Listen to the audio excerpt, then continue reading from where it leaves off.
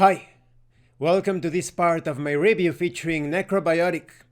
If you haven't seen the other parts of my review, featuring this role-playing game, where births are low, casualties are high, and the dead are being mechanized, please check out the playlist in the description below.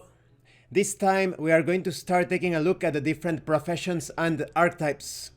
We start with the architect. An architect carries the burden of the dead. They are responsible for ripping human corpses apart to turn them into something beneficial and useful for society. They have received privileged education to know the science of constructs. They are now esteemed members of the Society of Builders. They have mastered cadaver anatomy and the programming of constructs.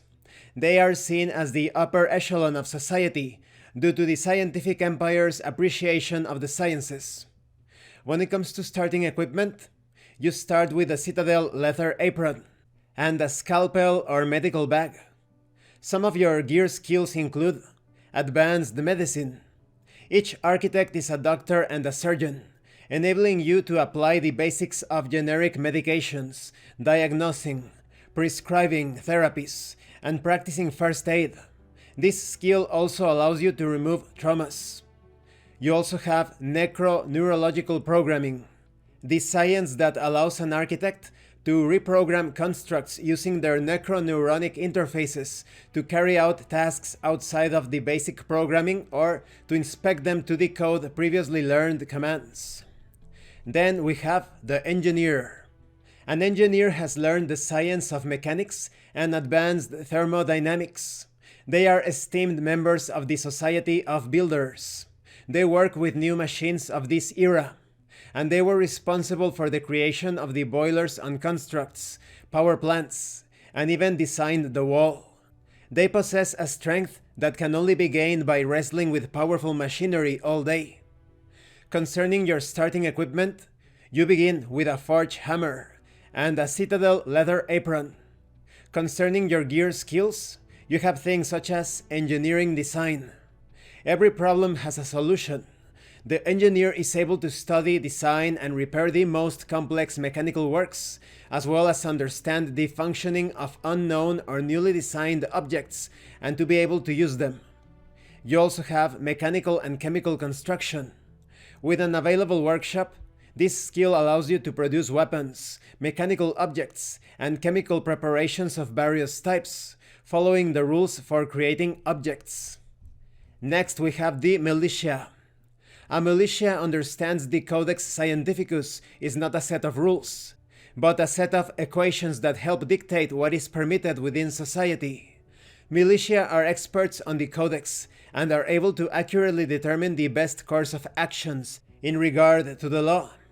They are not only students of the law, but also investigators, jurists, and prosecutors during trials.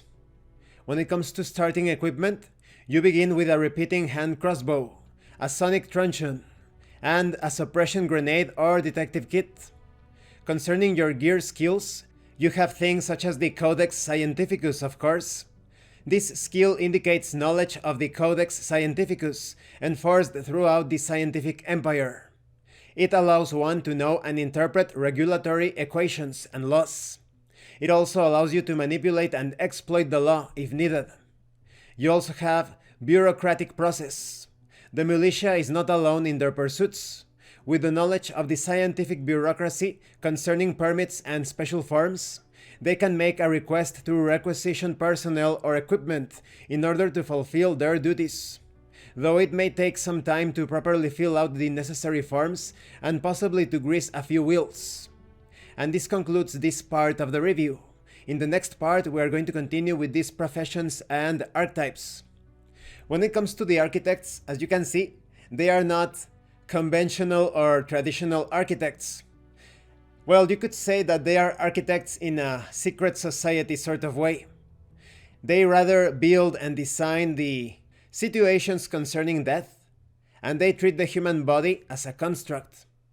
When it comes to the engineer, this one is a bit more conventional.